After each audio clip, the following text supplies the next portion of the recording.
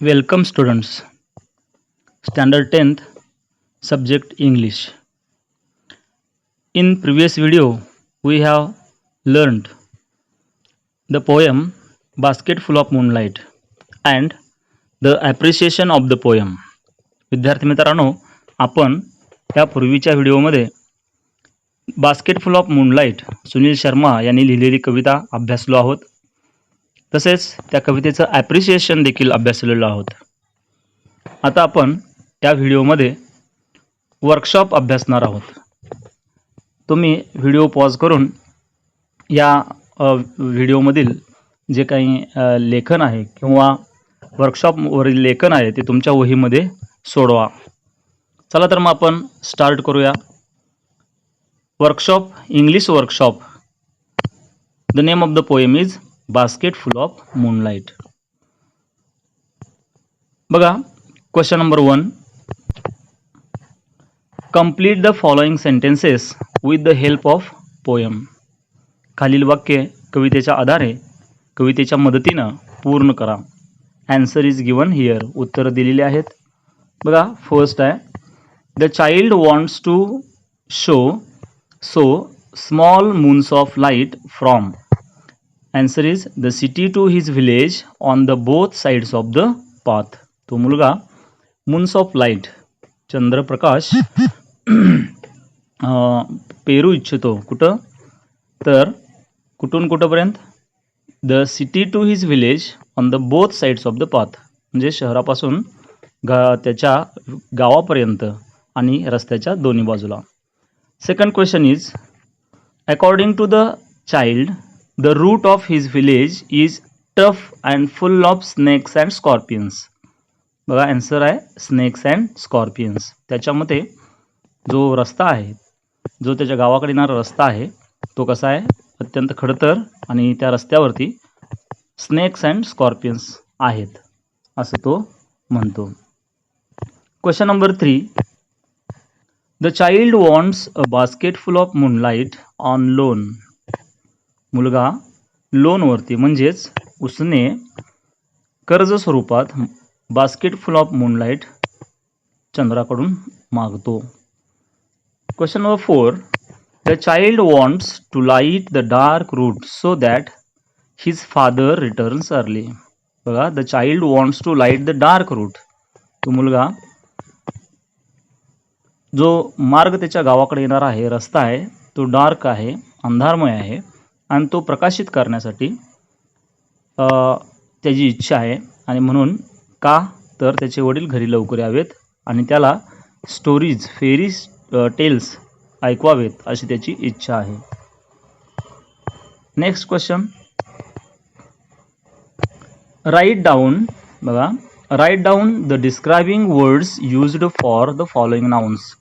खाली काही नाउन्स दिलेले आहेत आणि त्याच्यासाठी डिस्क्रायबिंग वर्ड्स म्हणजेच ॲडजेक्टिव्ज पोएममध्ये आलेले लिहायचे आहेत. बघा, फर्स्ट आहे मूनसाठी small moons, dark route, whole village आणि अर्ली मॉर्निंग. नेक्स्ट क्वेश्चन आहे, the child in the poem wants to solve the problems of his village. ह्या कवितेतील मूल किंवा मुलगा आपल्या गावची काही समस्या आहे तो सोडवायचा त्याची इच्छा आहे. How can the child solve them with the following विशेष. खालील दिलेले त्याच्या विशेष आहेत, म्हणजे त्याच्या इच्छा आहेत. त्या इच्छेनं कशा प्रकारे तो त्या प्रॉब्लेम सॉल्व करू शकतो. Answer in your notebook. ह्याची उत्तरं तुमच्या वहीत लिहा. क्वेश्चन 1 आहे किंवा फर्स्ट स्टेटमेंट आहे. काय म्हणतो बघा, कवितेतली ओळ आहे, गिव मी मूनलाइट बास्केट फुल और 2 baskets full with seeds of moonlight. Answer, the child will sow seeds of moonlight on both the sides of the road from the city to his village so that there is no darkness on the road. Next question आहे, I want to light the dark route so that my father returns home. मला dark route प्रकाशित करायचा आहे ज्याच्यामुळे माझे वडील घरी लवकर येतील. हे स्टेटमेंट दिलेलं आहे, कवितेतली ओळ दिलेली आहे. बघा, तिची इच्छा काय आहे, child's father returns home late. त्या मुलाचे वडील उशिरा घरी येतात. As there is no bus or cart. Bus किंवा गाडी येण्यासाठी नाही आहे. His father has to walk on the tough dark road. त्याच्या वडिलांना त्या रोडवरून चालत यावं लागतं. If there is light. जर त्या रोडवरती रस्त्यावरती प्रकाश असेल, his father will return early. त्याचे वडील घरी लवकर येतील. And the child will here fairy tales and stories from him. आणि मुलगा परिकथा आणि कथा त्यांच्या वडिलांच्याकडून ऐकू शकतो किंवा ऐकेल.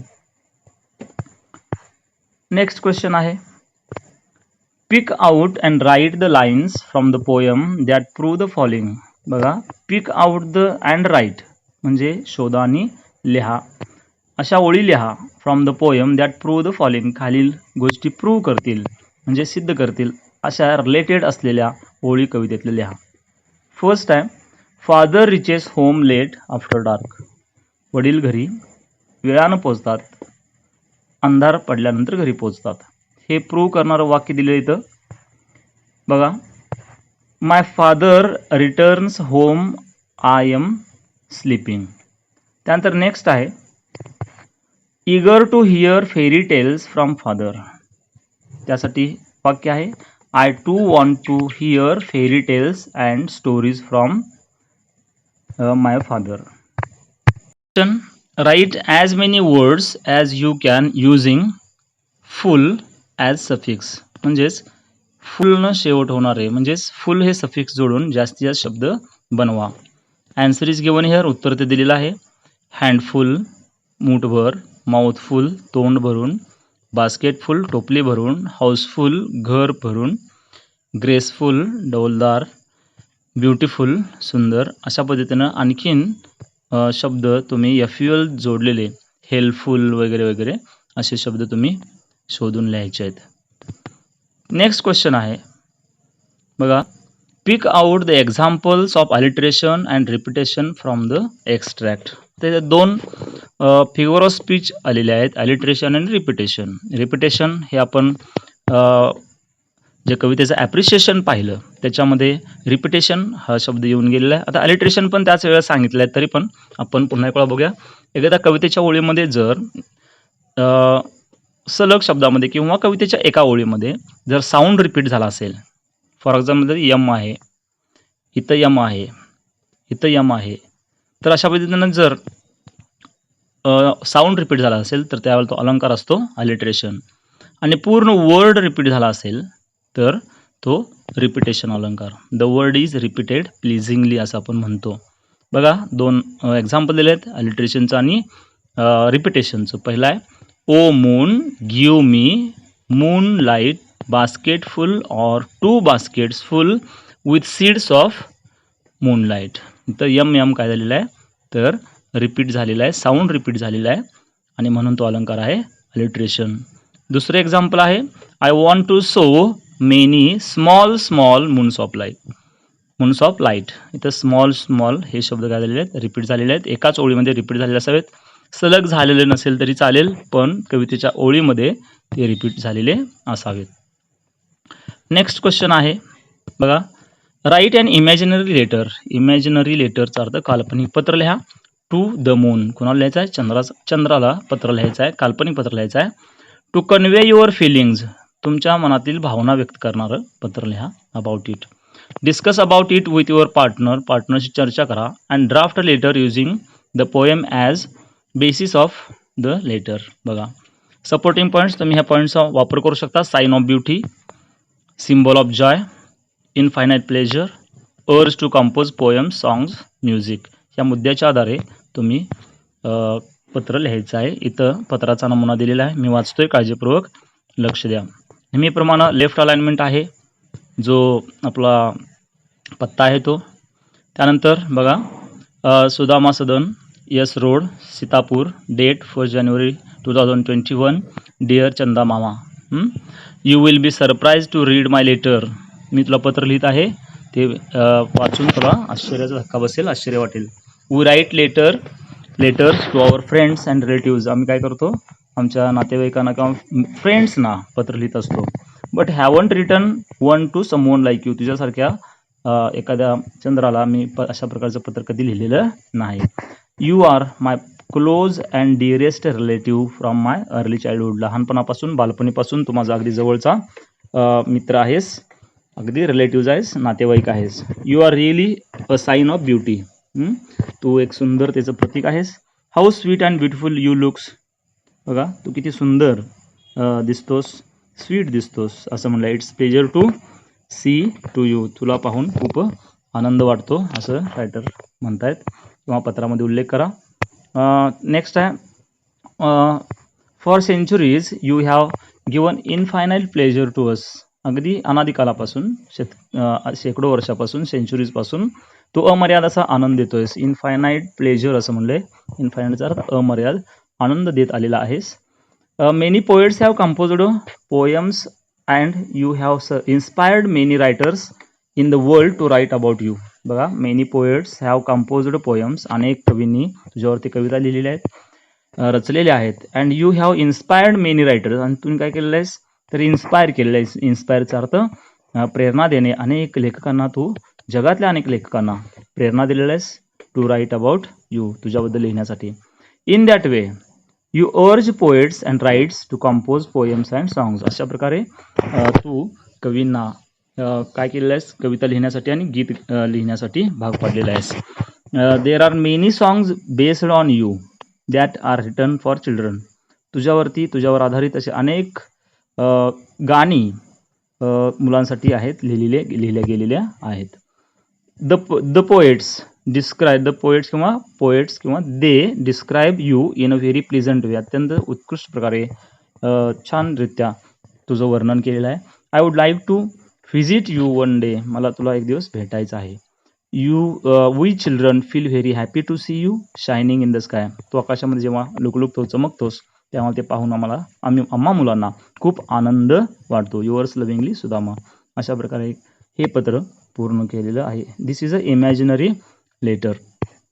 नेक्स्ट क्वेश्चन आहे बघा, discuss with your friend, brother, sister, your classmate and write your list of wishes to make your village, town, city people happy. बघा, तुमच्या गावातील, तुमच्या शहरातील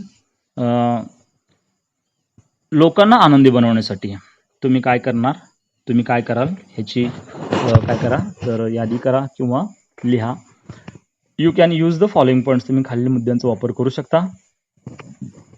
great wish, share, talk, help, cooperate, communicate. ह्या मुद्द्यांचा वापर करून काय करायचं आपल्याला तर लिहायचा, एक लिस्ट तयार करायची आहे. त्या गावातील, तुमच्या गावातील लोकांना आनंदी बनवण्यासाठी काय कराल, हे खालील मुद्दे वापरून आपल्याला वाक्यरचना करायची आहे. इथं उत्तर दिलेलं आहे, काळजीपूर्वक लक्ष द्या. List of my wishes to make my village happy. माझं गाव आनंदी करण्यासाठी मी केलेली यादी. पहिला मुद्दा, I wish my village to be clean. माझी अशी इच्छा आहे, माझं गाव स्वच्छ असावं. Villagers should wish to help each other. गावातील लोक कसे असावेत, हेल्प करावेत एकमेकांना. There should be cooperation among the people. लोकांच्या मध्ये कोऑपरेशन असावं, सहकार्याची भावना असावी. डी आहे, there should B communication between the people. लोकांच्या मध्ये संवाद असावा. ई आहे, people should start business on cooperative basis. बघा, सहकारातून लोकांनी व्यवसाय सुरू करावा.